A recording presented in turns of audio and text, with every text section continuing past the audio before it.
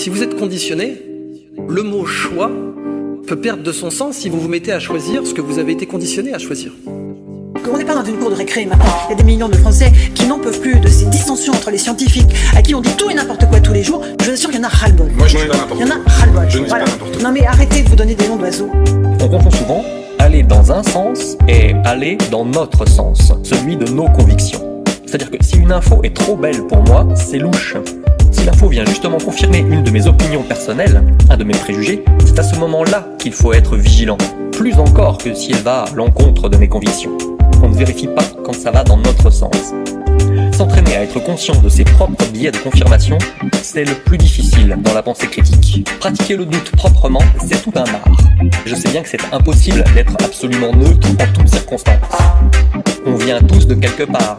On a tous une classe sociale, un genre, un point de vue, occidental par exemple, une position sociale, des valeurs qui sont tellement gravées en nous qu'on n'a pas l'impression qu'elles nous influencent. Je vois bien que certains comprennent rien et mettent tout le monde en danger dans leur déni de la réalité. Il faut arriver à faire la part entre ce qui appartient au domaine de la connaissance sur le réel et ce qui appartient au domaine de mes opinions morales ou politiques. Ranger son interlocuteur dans une case, en le traitant de capitaliste, pro-système, anti-ceci ou pro-cela, c'est un moyen bien pratique au fond de fuir le débat et de ne pas s'intéresser à ses arguments, puisque à partir du moment où on lui a collé une vieille étiquette bien moisie, forcément tout ce qu'il dira sera considéré automatiquement comme moisi, comme ceux que disent tous les méchants qui portent cette étiquette. Et qu'on n'a pas nous, puisque par définition on se situe dans un camp opposé, qui est donc le camp des gentils. C'est une belle facilité pour discréditer l'autre.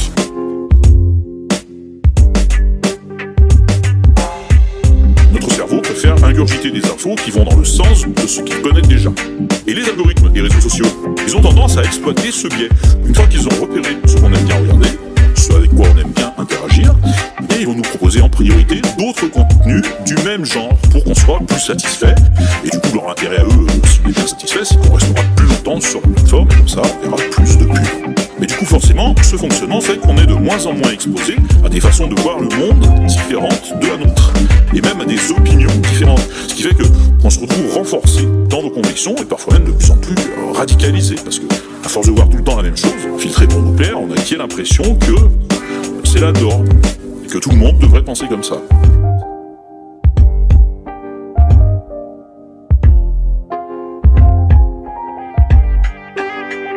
De base, il y a un comportement que je connais très bien pour expliquer tout ça, c'est l'addiction à la conformité. Madame la maîtresse, j'ai tout bien fait. On se forme dans le monde éducatif à faire comme on nous dit, jusqu'à anticiper ce que le maître ou la maîtresse attend de nous. Alors évidemment, le maître suprême, vous l'aurez compris, c'est l'État et les médias de masse. Avec leur fact-checking plus bidon que jamais, ils vous titillent le réflexe de conformité. Et ils titillent aussi votre terreur profonde d'être pointé du doigt, ostracisé, séparé du groupe. Cette terreur qui peut, l'histoire l'a abondamment démontré, susciter les pires lâchetés et les pires horreurs de la part de l'humanité. Je voulais vraiment attirer votre attention sur ces méthodes foireuses qui vont être de plus en plus utilisées, de recadrage de la vérité. C'est un mensonge de dire qu'on a le choix entre produire ou s'épanouir, et ce n'est pas une fatalité. C'est-à-dire que on n'est pas obligé de souffrir pour être bon, pour être productif. En résumé, l'homme est un fruit. Et il y a deux façons de faire du bénéfice avec. Soit vous le pressez, soit vous le plantez. Si vous le pressez, vous avez un verre de jus d'orange. Si vous le plantez, vous avez un oranger. Choisis ton camp, camarade.